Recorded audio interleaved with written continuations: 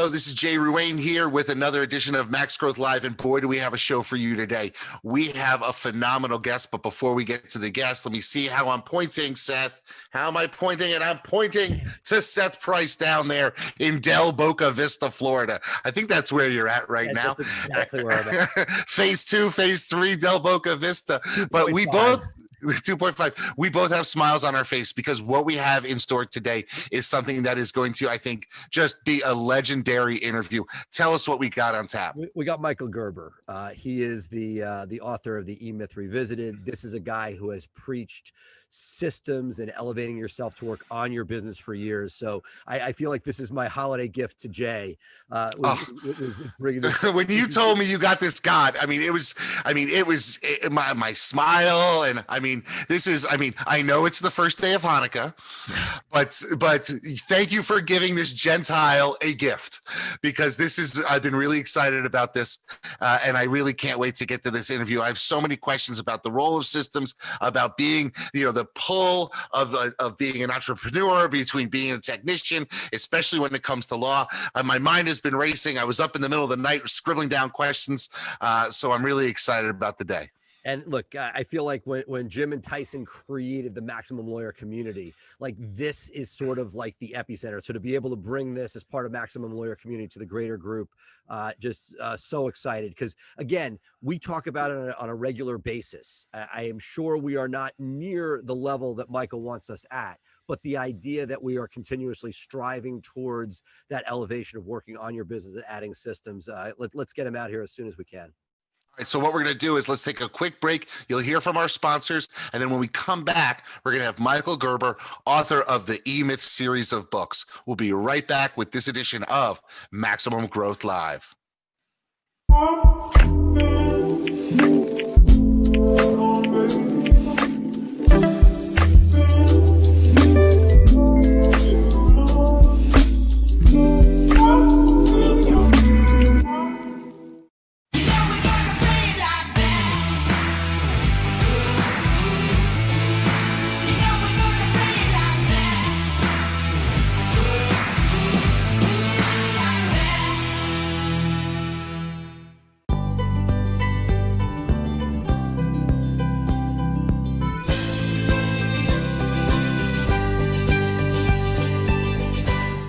We are thrilled to have Michael Gerber, the man, the myth, the E-legend, the author of the E-Myth Revisited and the E-Myth for Attorneys.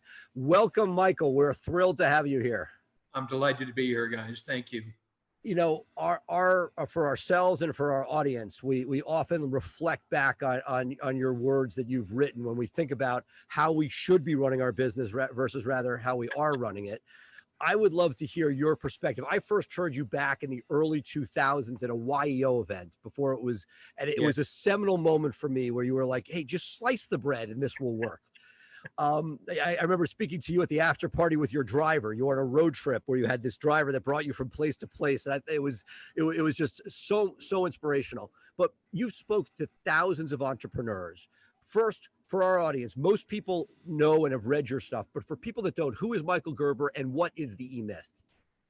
Well, Michael Gerber is the guy who created the E-Myth. And I created the E-Myth as a complete surprise to me because a friend of mine asked me to visit one of his business clients. Now, my friend had a small ad agency in Silicon Valley. And he said that one of his clients was having difficulty converting leads into sales.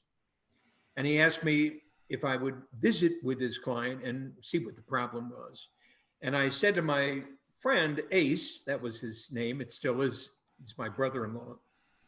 I said, Ace, why me? I don't know anything about business. And he said, Michael, you know more than you think you do. I said, well, if you would like me to talk to the guy, I'll be glad to talk to the guy. What can I lose? So I went to meet this guy. Now I sit down with the guy in his office and Ace says to us, fellas, I'm gonna take off for an hour. Mike, go get to know Bob and Bob get to know Michael. And let's see what happens. And he leaves.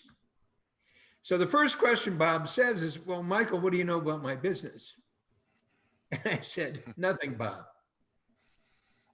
He looks a little concerned. He said, well, if you don't know anything about my business, what do you know about our product? And I said, less than that, Bob. He said, well, Michael, if you don't know anything about my business or anything about my product, how can you help me? And I said, I haven't a clue, Bob. But Ace thinks I can. And we got an hour to kill. So let's find out. So we started. And I started with the assumption that I didn't know anything about business. And he did, because he owned one. You got that? He must know something about, otherwise, how could he start one? Right. That was my mind. This is before I ever started doing anything with business. I was 40 years old. So hear me, all this started at 40. Wow. A pure accident. So I started to ask Bob questions. So Bob, tell me what you do. And it goes on and on. And more answers he gives me, the more I discover they're all anecdotal. And I suddenly begin to understand that he may not know something about business. Forget about his business. But I'm beginning to learn that I do. And the thing that I began to learn that I do is I understood that business is a system. But you understand, in all my years at 40, I had come to the conclusion that everything is a system. All of my work, all of my studying, all of my joy as a musician, a jazz saxophone player, as a poet, as a wanting to be philosopher, as a spiritual pursuer of life. Everything's a system. Every place I turn, it's a system. But I began to see that Bob didn't know it was a system. And that was Bob's problem. And so I said, Bob, it's a system, and you don't have one. You've got guys out selling what you produce, and every single one of them are doing it differently. So there is no selling system in your business. And he said, well, do you know how to create one? I said, sure, Bob. So Ace picks me up and he says, so what happened? I said, well, Bob just hired me. He said, what do you mean Bob just hired you? As what? I said, as his business consultant. He said, but you don't know anything about business. I thought you told me that you didn't know anything. And I said, well, I didn't think I did. But now I know I do. And so that was my first experience as a business consultant. Fixing Bob's business meant fixing Bob. Had nothing to do with the business, you understand that? It meant fixing Bob. Bob was the problem in Bob's business because Bob didn't understand what the job was. To, as I now call it, go to work on your business, go to work on your practice, go to work on your selling system, go to work on your client fulfillment system, go to work on it and turnkey it so you can scale it, replicate it in the hands of countless others. And that's the problem with every legal firm. You understand? That's the problem with every legal firm is, in fact, there is no system through which we do it. You become expert or you don't. And Murray is an expert, and John is an expert, and Judy is an expert, and Jill is an expert, but each and every one of them do it differently. And so if you're to create a legal firm, you're creating, in quotes, hopefully experts, or the humdrum center of it. But that doesn't work. And that's what I've learned. So what's the E-Myth? The E-Myth is simply a philosophy of business for how to go to work on a business to transform that business into a practical, practicing model that can literally be scaled infinitely if that was your intention, just like McDonald's. So that's why I say McDonald's is the most successful small business in the world. And I'm saying every legal practice could become another McDonald's, just like, well, you understand. Look, we struggle with it every day. Jay's going to talk about systems in a minute, but I still remember from your speeches, the McDonald's, you take the burgers out, you put them on the grill, you flip them, everything is labeled. You've spoken all over the world. You've talked to people of all different types of businesses, shapes and sizes. What are some of the biggest obstacles you see people not getting past, which would make them most effective at implementing the E-Myth? The biggest obstacle in a legal practice, the biggest obstacle in an accounting practice, the biggest obstacle in a meat market is the owner and their condition. They're conditioned to think in a very specific way, and they can't break free of that conditioning. It's a habit, and it's not only a habit, it's an addiction. So truly, how do you break through someone's addiction? They have to agree they're addicted. In short, they can't stop doing what they do in the way that they do it. They just can't. They're addicted. They get up and automatically, that's what they do. That's what they do. Well, what has to happen in a business in order for that to change is we've got to come to grips with that fact, with the primary decision maker in that company or that practice. Whatever kind of business it is, doesn't matter, because it's identically the same. You understand? It's the same in law as it is in accountancy. It's the same in accountancy as it is in chiropractic. It's the same. It doesn't matter what one does in that business. Everybody suffers the same.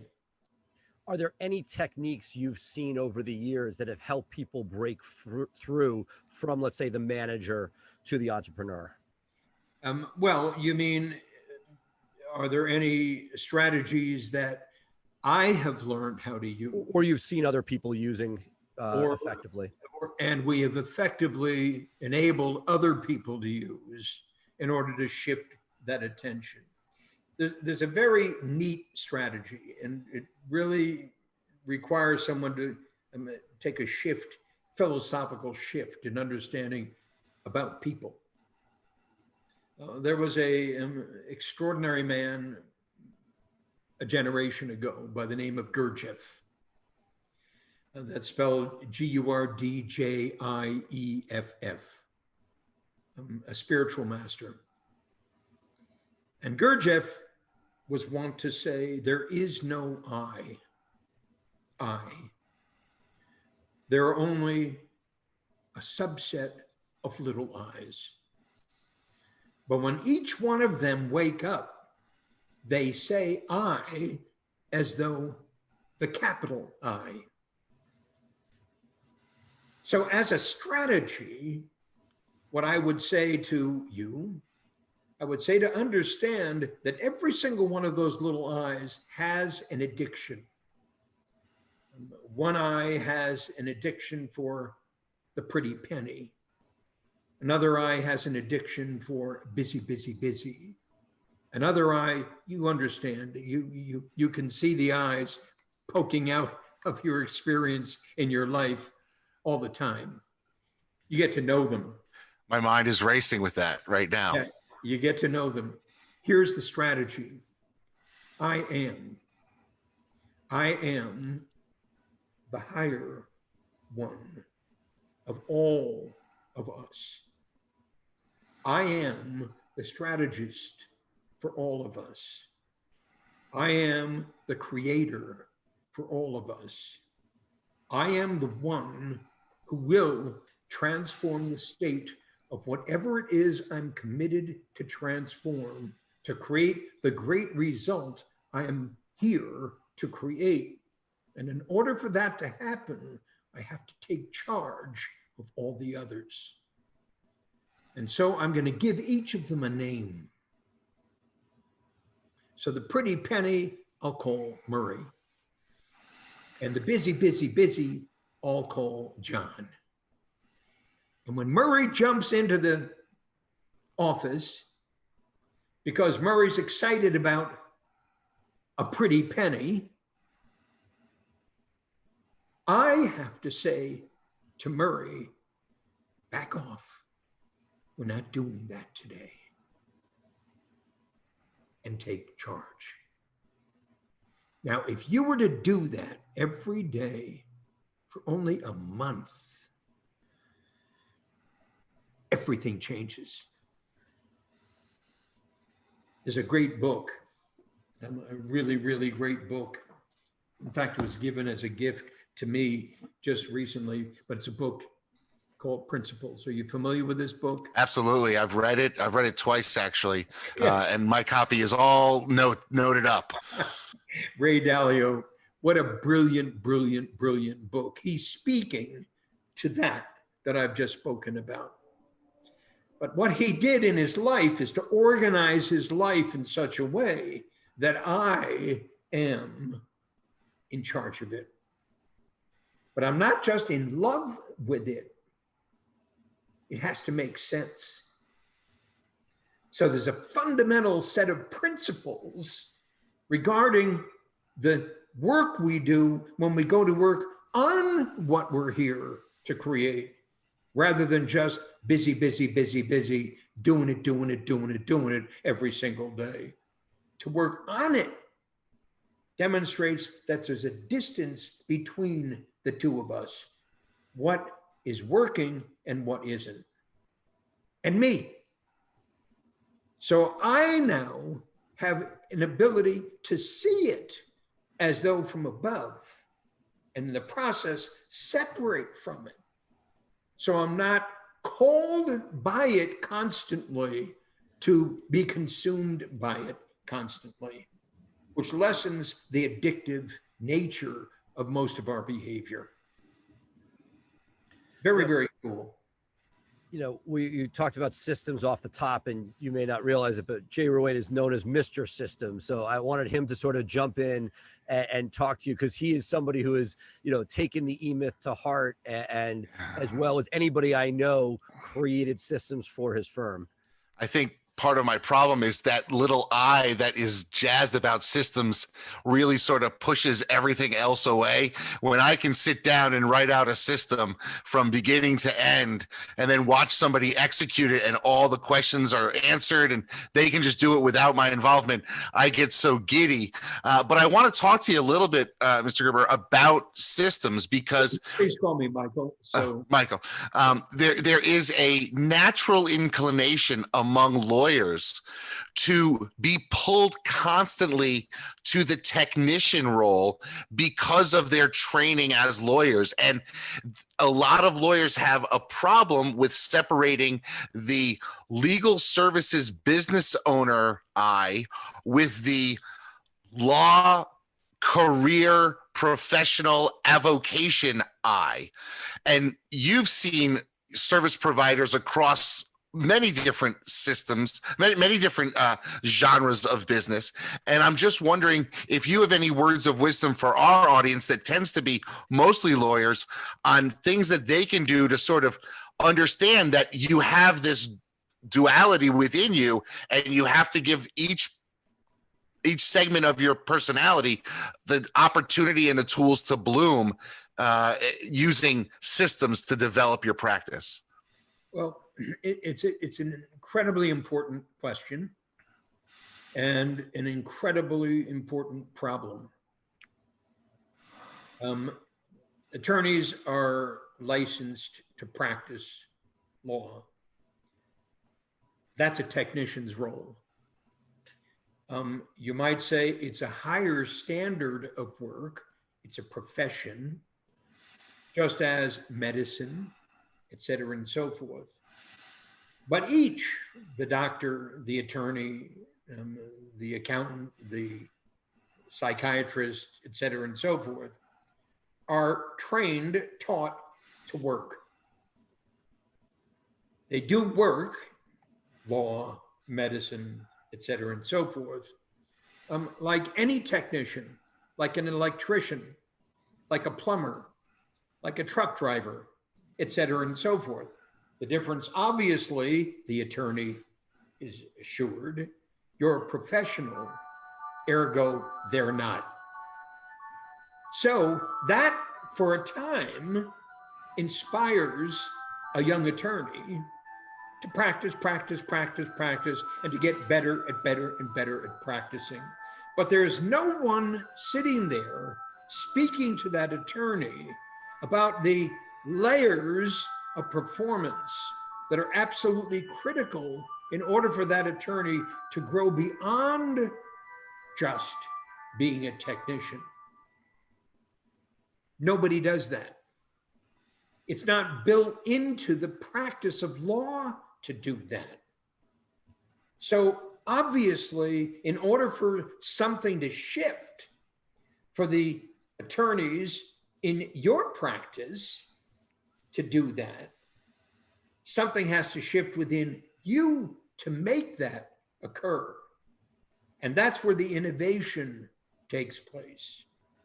So there is an absolutely brilliant opportunity for innovation to occur in practices of whatever form, whether it be medicine, whether it be law, and on and on and on and on. But it has to be instilled within the practice in order for the practice to take form in a way that leads to the growth of the participants within that practice. Now, understand that means for the practice to grow. Where does a practice go? When a practice is designed to grow, the practice becomes a business.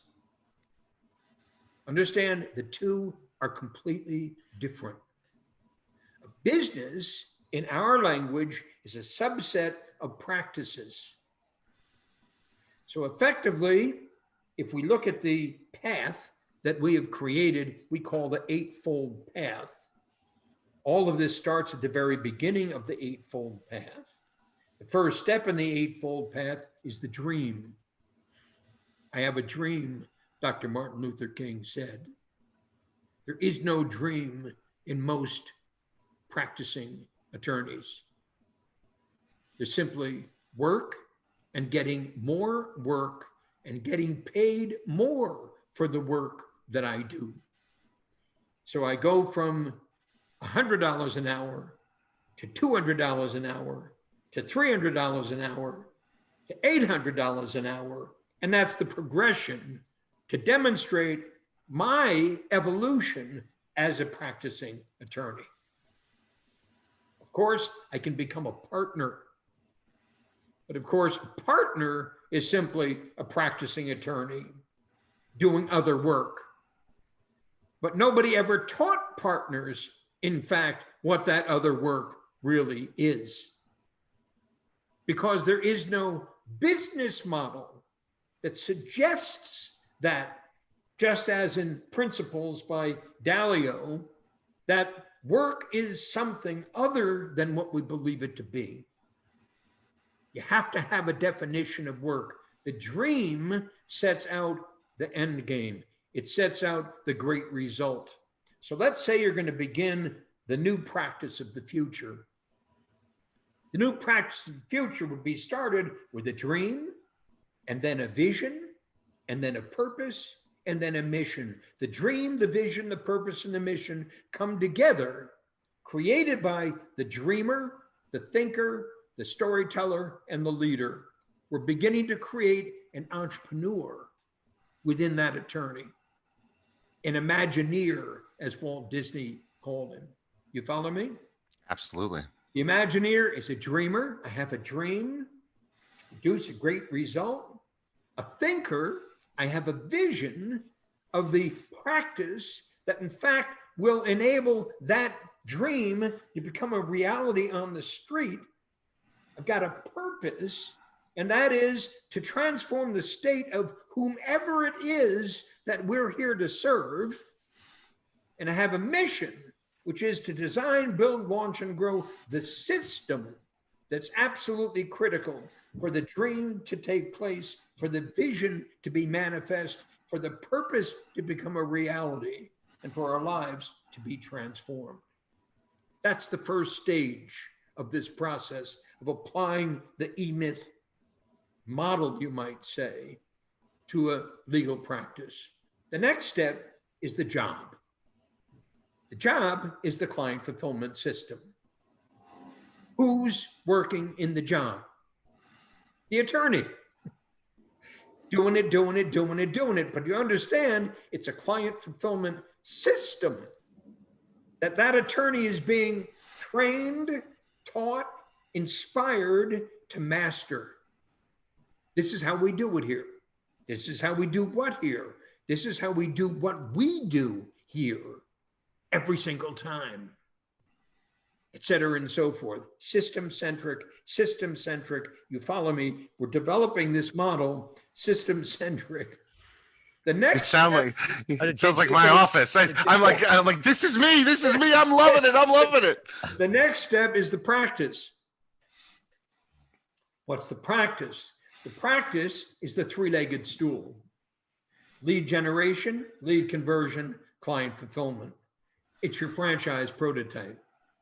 So we now take the client fulfillment system, we stick it in the practice, and we generate a way to attract clients to be served by that client fulfillment system. What kind of clients? Specific kind of clients that our system has been designed to serve. So you see, we're not just doing law, we're doing a very specific kind of law for a very specific reason with a very specific kind of client to produce a very specific kind of result. It works. I don't have to. It works. I don't have to. The system is the solution. Now, we've built our franchise prototype, completely documented, as you've described, trained into our people, inspiring us to go beyond where we are because we're growing to be scaled. The next step in that process is the business. The business is simply up to 7 turnkey practices. Now, those could be 7 attorneys in that office. Those could be 7 legal practices that we're opening up down the street. It doesn't matter. It's still a business. The business is an operating system multiplied 7 times. You follow me? 7 times. It's a practice. Practice, at the heart of a practice is an attorney. At the heart of that attorney is a system that practice uses, just like McDonald's does. This is who we are. This is what we do. This is how we do it. This is how it works. This is what it produces when it's finally done. Think about that. Once we've built the business, we're now ready to replicate it and make an enterprise. And an enterprise is simply up to 7 turnkey businesses, which means 49 turnkey practices within a region. And this is how you grow a legal firm, the E-Myth way. Turnkey, turnkey, turnkey. The only thing one would say about that is this is who we are, this is what we do, this is how we do it, and this is how and why it works. And we are now have created a brand. A brand. It's like this is a brand. Just like anything is a brand, or it's not. It's either a brand or it's a commodity. And if it's a commodity, it's the worst law in the world. Yeah, if it's a brand, it's a commodity. Boy, that's a very powerful statement that you gave us there. But let me ask you this: what would you say to the lawyers who say, "Well, every case is different. I can't build a system in my practice because, for me in a criminal defense, one's a bank robbery and one's a drunk driving case." What would you say to that lawyer who says, "I can't build systems in my practice because everything is different"? Well, first of all, everything isn't different. Because if we go back over the last year and look at all of everything that you're describing, we could organize it into probably 7 distinct things. Those 7 distinct things then need to be orchestrated. They need to be orchestrated so we can excel at those 7 distinct things. So we can become known as the people who excel at those 7 distinct things, because every single one of them works its way through in a very specific way. And you can't tell me, no lawyer could tell me, that in fact every case is different, because every case ain't. When you start to look at every case from a systems perspective, you begin to see that in fact every case is the same. Murders are created by crazy people. Always. So you understand my point. Absolutely. My Absolutely. point is, Seth. when you're looking for difference, you'll always find it. When you're looking for similarities, you will always find them.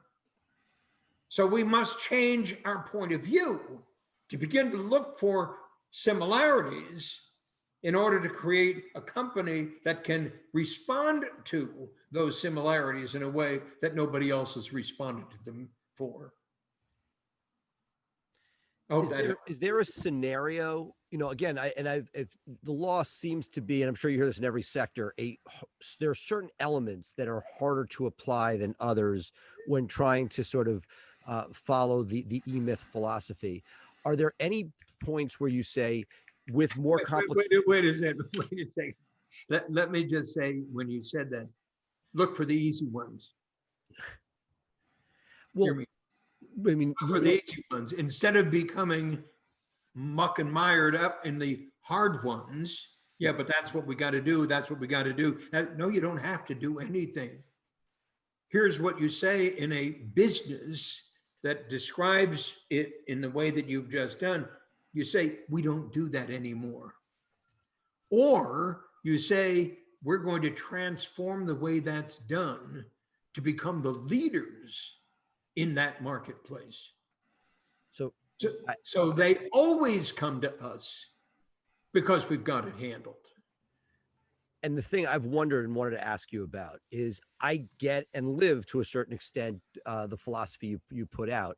Are there any examples with professional services, be law, accounting, or otherwise, where the systems are in place at the marketing level, at the intake level, at the structure where you can work on the business, but the widget, whether it be the billable hour or the work, is done by somebody where you are allowing that creativity, but that you're counting X number of billable hours or X number of flat fee cases within it?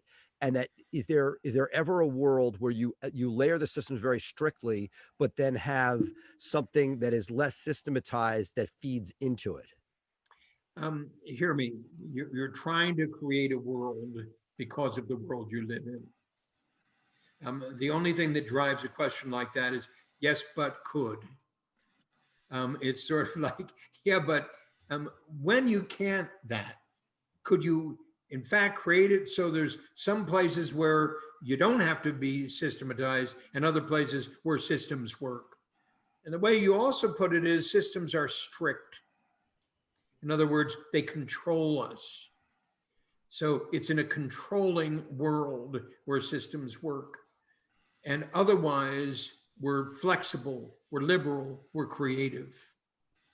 Ergo, a systems-based company isn't creative.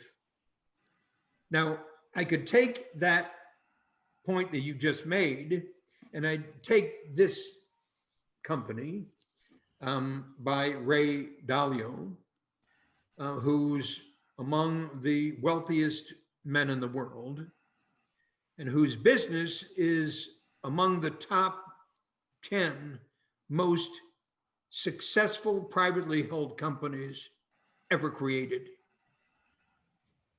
But when you look at his book and you look at the system-centric composure of the man and the model, you begin to see that, in fact, that feeling about systems is only born by someone who finds systems to be imposing upon my freedom, upon my creativity. Now, where did that freedom and creativity come from? It usually came from chaos. So effectively, born in chaos, lives in chaos, excelled in chaos, and lives at the heart of chaos continuously, and will go to his grave saying, I was free. But tell me, how could anybody proclaim their freedom when in fact they're ruled every day by chaos? Well, I have an interesting point that I'd like to make, and I'd like to get your input. One thing I just wanted to say, what just came to mind, which is, in fact, it's chaos that creates the need for attorneys. Well, that's certainly true. That's certainly true. One of the things that springs to my mind about this is that for those who relish the technician role that so many lawyers do, the use of systems actually allows you to elevate your mind and really think about the higher level legal processes and legal thoughts that you can make when you know everything below you is taken care of. So actually, for those who are approaching law and want to be that technician because of their drive to that, the role of systems can actually be liberating in that respect, in that everything below you sort of gets taken care of, freeing your mind to think on high level thoughts and devise new strategies for cross-examination and new ways to approach a case. And that should be something that every lawyer should aspire to, is the systemization of their practice, so that they can truly get to that higher level, that next level of legal service providing, don't you think? Jay, you're trying to sell systems thinking. You're trying to sell systems thinking because of all of your experience with attorneys who don't want to do it. Yeah. So hear me, it's the way you start that relationship with an attorney that makes all the difference. It's what happens in month 1, month 2, month 3, month 4.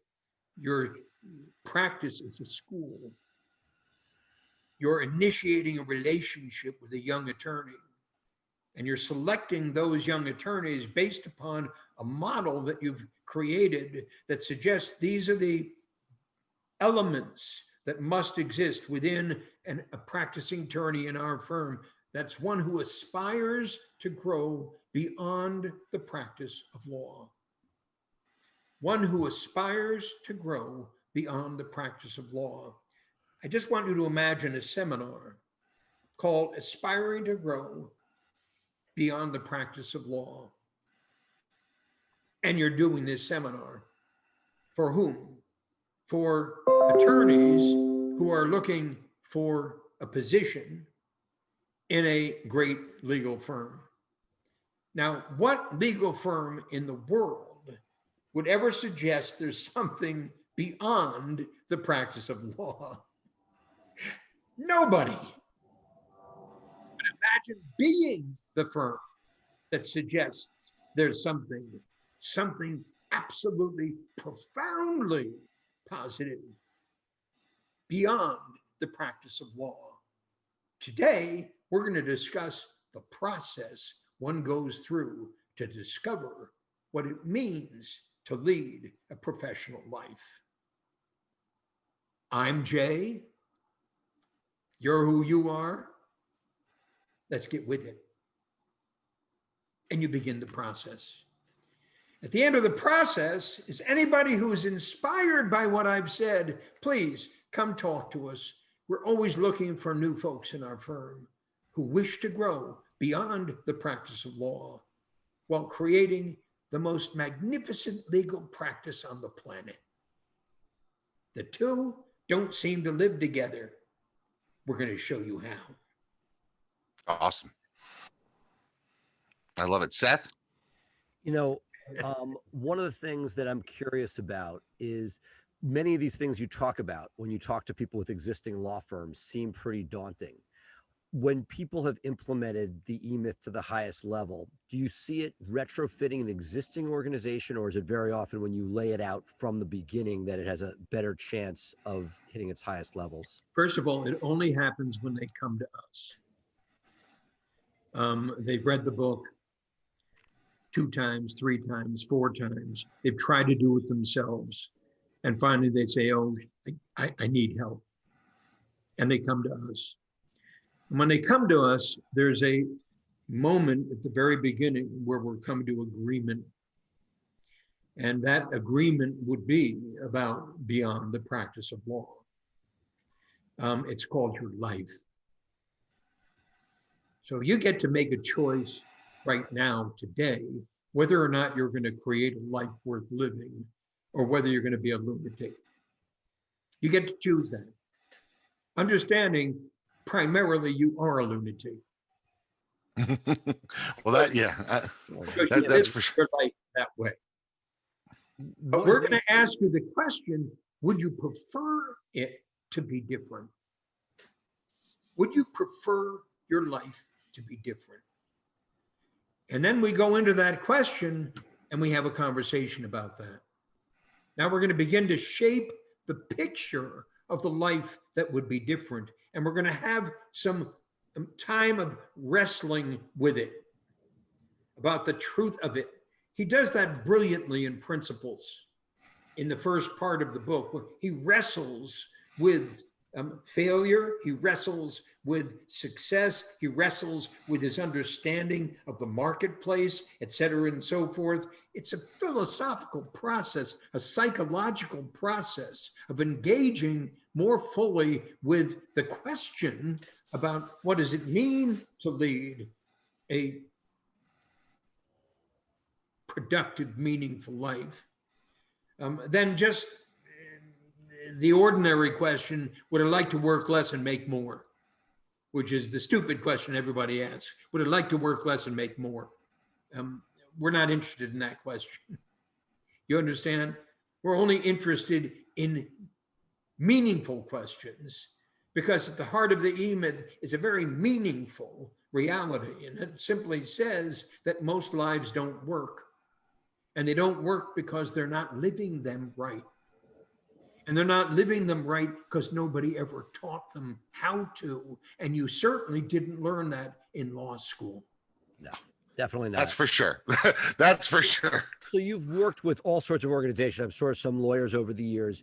Give us an idea of the before and after. You know, what law firms you've seen that have walked into the E-Myth organization, and what does it look like at the other end?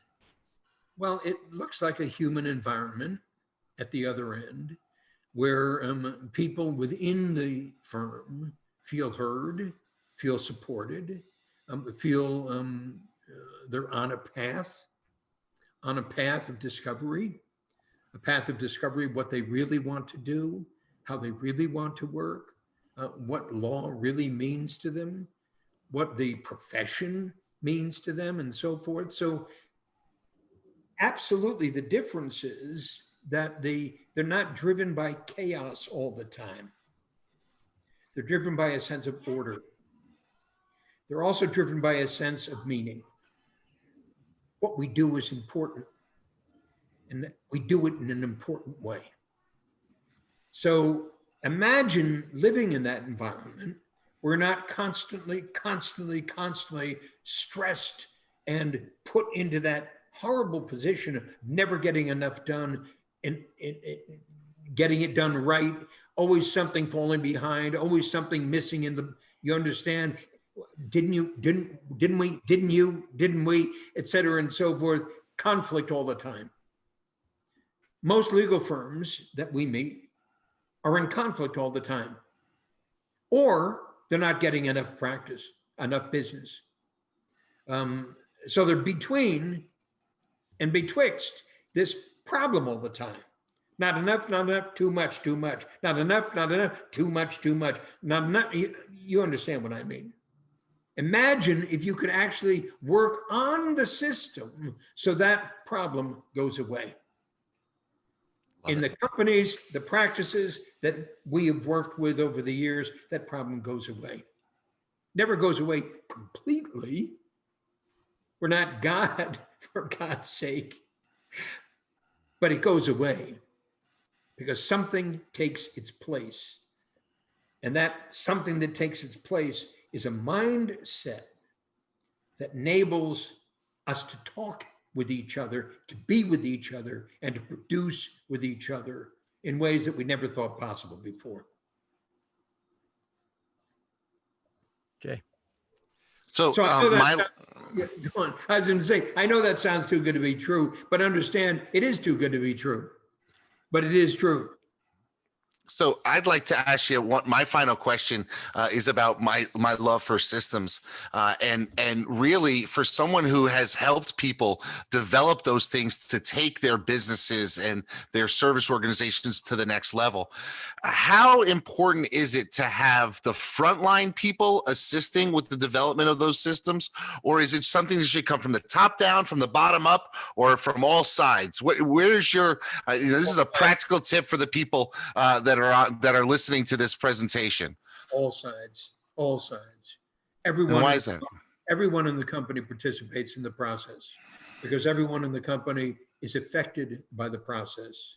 And so we want to know how it feels to everyone in the process, the way it is right now, and the way we're suggesting it's going to grow.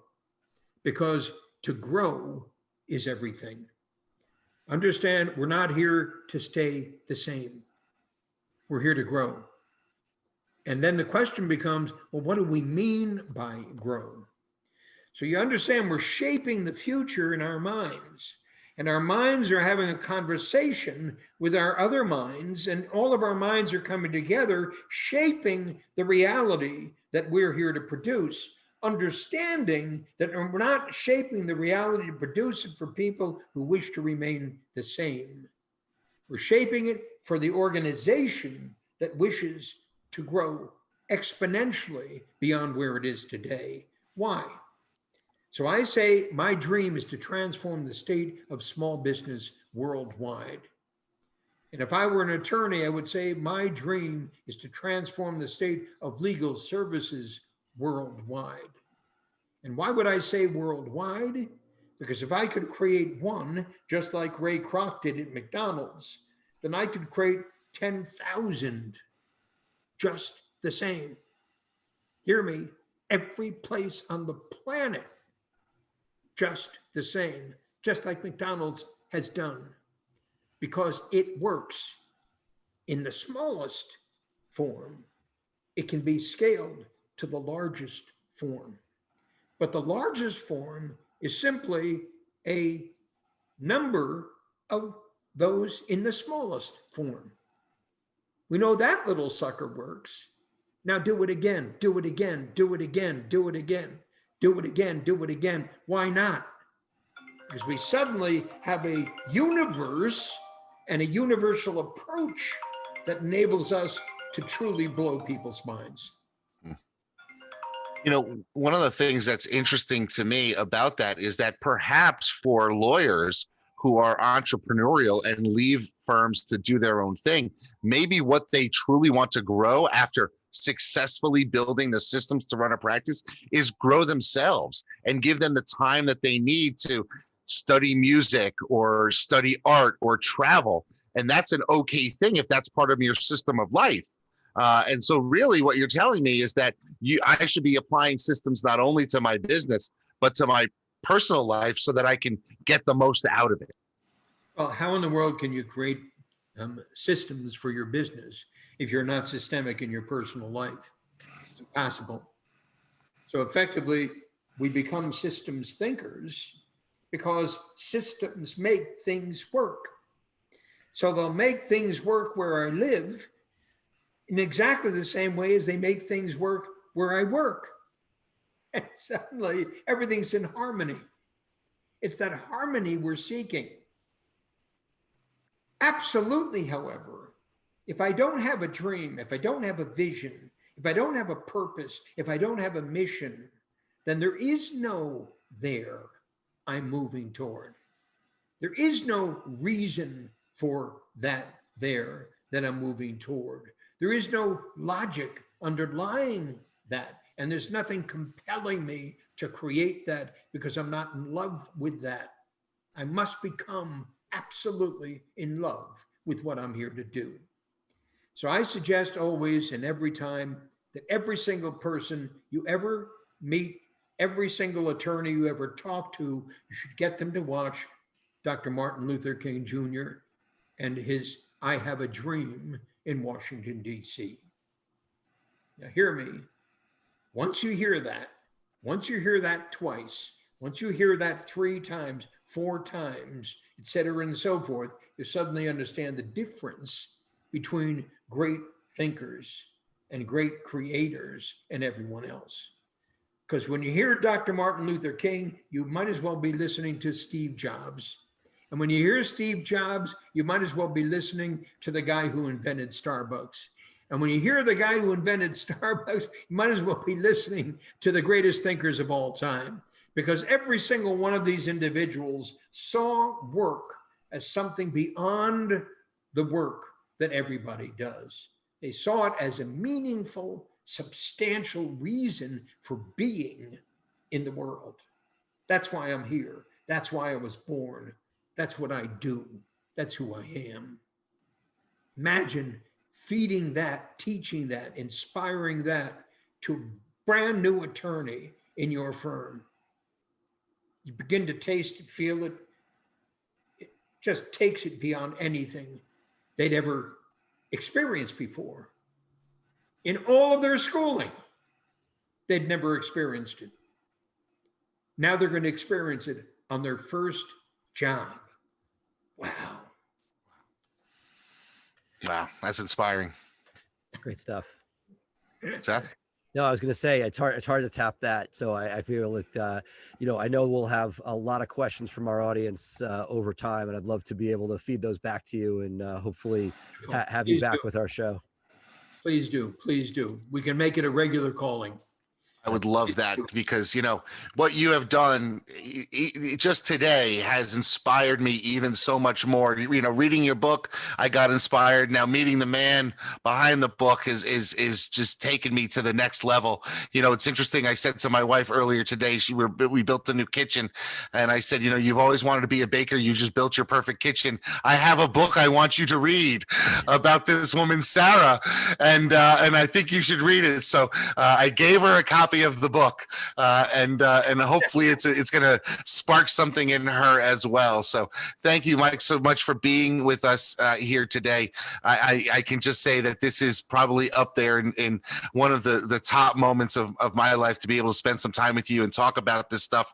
And so I bow to you. I appreciate you taking the time and spending it with us here today.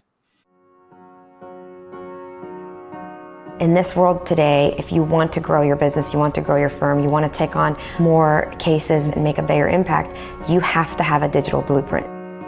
Statistically, throughout the time that we've been working with Blue Shark Digital, our law firm, the Atlanta Divorce Law Group, grew over 1,400%. They truly understand where we're headed and how we want to get there.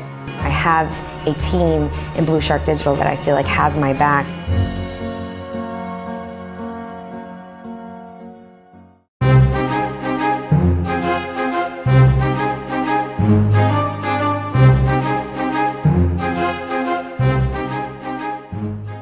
Hi, I'm Jay Ruane, one of the founders of FirmFlex and a practicing attorney for over 20 years. Anyone who knows me knows how my firm runs on the systems we create, and it has allowed us to flourish, even in tough times. I spent years and hundreds of thousands of dollars until I finally figured out a way to engage my audience and drive top-of-mind awareness with social media. And what did I do once I figured it all out? I built a system for it, and now you can put that system to work for you. You see, we took the hard part, creating the content and finding the images, and made it foolproof. Every day you will have curated social media topics to post designed to make your firm constantly remind your audience about your firm, what you do, and how you can help. And the best part, you don't even need to hire a dedicated social media person to do this for you. In fact, you don't even need to hire anyone new. We designed the system to make it easy for you to delegate to your receptionist, assistant, or paralegal and have them execute solid social media for you in just 5 minutes a day. It's like having a content writer, researcher, and graphics designer at a fraction of the price it would cost to hire in-house. Sign up today for the Social Super System and start building your brand where your clients already are, on social media.